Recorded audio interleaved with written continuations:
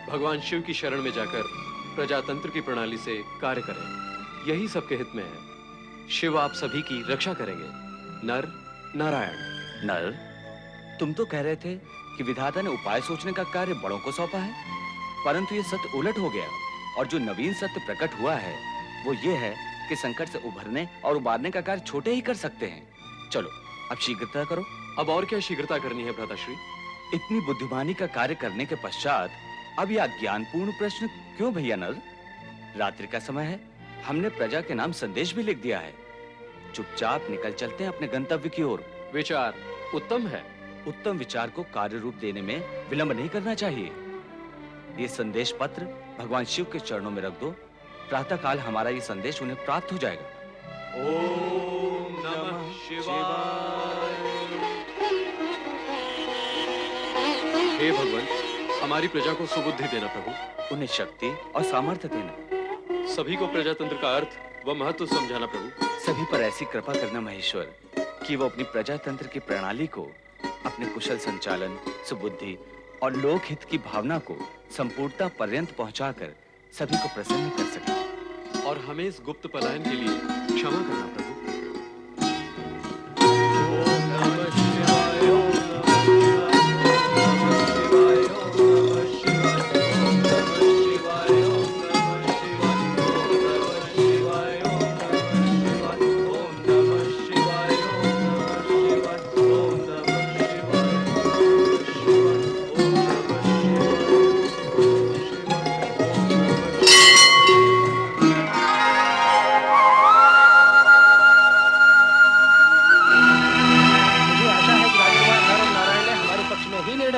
इसके अतिरिक्त उपाय भी क्या है?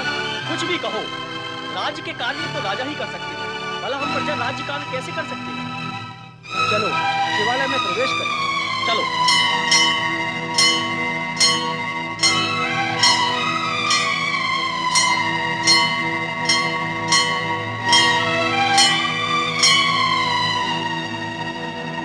यहाँ तो कोई भी नहीं है। दोनों राजकुमार कहाँ गए? हमसे तो कहा था शिवाज्ञा प्राप्त करके सूचित करेंगे। लगता है हमारा क्षण हो गया। अब सभी भगवान शिव शंकर की शरण में जाकर प्रजातंत्र की प्रणाली से कार्य करें। अरे देखो देखो, इस जगत में ऐसे प्राणी भी हैं जिन्हें राजपाट और सत्ता से अधिक भगवान से प्रेम है। नारायण का त्याग महान है। विधाता उनकी रक्षा करे।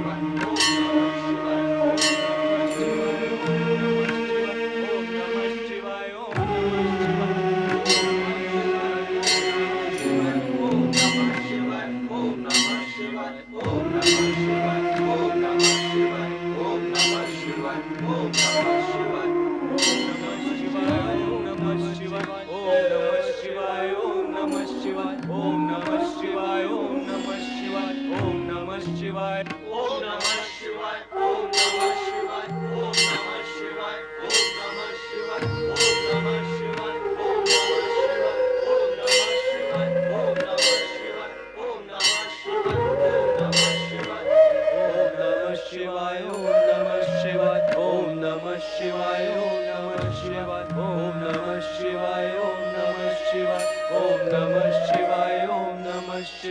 ओम नमः शिवाय ओम